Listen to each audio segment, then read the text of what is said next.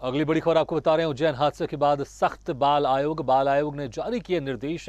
यातायात SP, RTO और जिला शिक्षा अधिकारियों को निर्देश। स्कूल बस और स्कूल वैन की सप्ताह में 2 बार हो जांच। उज्जैन में स्कूल वैन हादसे में हुई थी 4 बच्चों की मौत।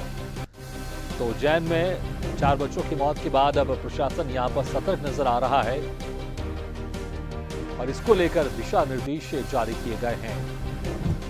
उज्जैन हादसे के बाद सख्त बाल आयोग ने जारी किए निर्देश। यातायात एसपी, आरटीओ और जिला शिक्षा अधिकारियों को निर्देश।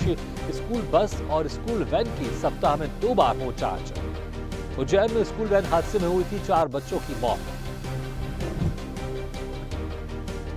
इस खबर पर ज्यादा जानकारी के लिए सीधे एक बार फिर से रुक करते हैं हमारे सहयोगी दुर्गेश गुप्ता के पास। दुर्गेश, जिस तरह से अक्सर खबरें आती रहती हैं, उज्जैन हादसे की बात करें, वहां पर वैन हादसे में 4 बच्चों की मौत हो गई। इसके पहले भी अक्सर खबरें हमने देखी है कि जहां पर जो स्कूल वैन होती है उसमें हादसे हो जाते हैं और कई बच्चों को अपनी जान गंवानी पड़ती है।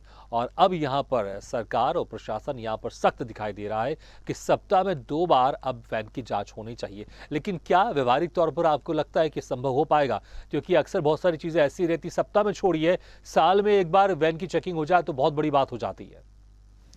बिल्कुल स्पष्ट तौर से भागीरथ, अगर हम ज़मीनी स्तर पर इस पूरे मामले को देखें तो ज़मीनी स्तर पर स्कूली वैन हो या स्कूल वाहन हो या स्कूल बस हो, इन सारे नियमों को ताक पर रखते हुए इन नियमों के धज्जियां उड़ाते हुए ज़रूर नज़र आते हैं।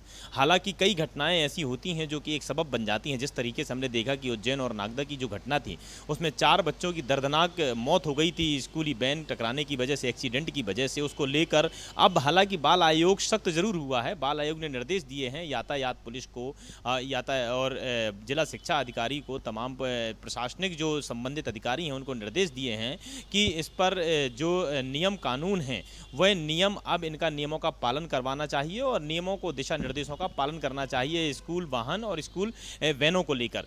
लेकिन अब देखने वाली बात यह होती है कि क्या यातायात पुलिस जमीनी स्तर पर उतर कर इन सारे नियमों को पालन करवाने में सफल हो पाती है या नहीं। कहीं ना कहीं जिला शिक्षा अधिकारी की भी इसमें महत्वपूर्ण भूमिका होती है। जिस तरीके से स्कूलों में हम देखते हैं कि स्कूली बस हो या स्कूली वैन हो, बच्चों की स्कूली वैन, स्कूली बस की क्षमता से अधिक बच्चों को उसमें भरा जाता है, बच्चों को बैठाया जाता है। और जब कभी हादसा होता है तो उसमें कई बच्चों को गंभीर या कि वे गंभीर चोटें आती हैं, गंभीर हालत में एक्सीडेंट होते हैं, तो फिर कई लोगों की मौत हो जाती है, जिसकी वजह से फिर वो सरकार या जिला प्रशासन या बाल आयोग सख्त होता है। लेकिन ज़मीनी स्तर पर वे नियम और दिशा निर्देश पालन नहीं हो पाते हैं। इस बार ज़रूर बाल आयोग ने निर्देश दिए हैं कि जितनी भी स्कूली वैन हैं व स्कूली बस हैं उन पर चेकिंग की जाए, समय रहते उनकी सारी फिटनेस चेकिंग की जाए और जितनी क्षमता है, क्षमता से अधिक कहीं पर भी अगर बच्चों को बैठाया जाता है तो उन पर सख्त कार्रवाई की जाए। देखने वाली बात यह होती है कि दिशा निर्देशों का पालन होता है और कितने स्कूली वाहन या स्कूली वैन बसों पर कितने में कार्रवाई होती है कि जो क्षमता से अधिक बच्चों को बैठाते हैं या उनकी फिटनेस चेक करते हैं। यह देखने वाली बात होती है कि क्या यह ज़मीनी स्तर पर यह अधिकारी निकल कर या अमला निकल कर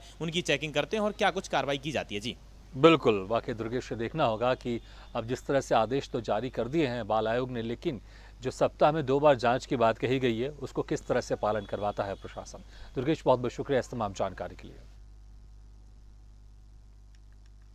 तो उज्जैन हादसे के बाद अब बाल आयोग यहां पर सख्त नजर आ रहा है और आदेश दिए हैं कि जो स्कूली बस है, स्कूल वैन है, सप्ताह में 2 बार उसकी जांच होनी चाहिए। तो यहां पर देखना होगा कि जो यातायात विभाग है और जो प्रशासन है वो किस तरह से इस आदेश का पालन करवाता है और फिर कोई ऐसा हादसा ना हो, इसको लेकर जो सतर्कता बरती जा रही है वो कितनी कारगर यहाँ पर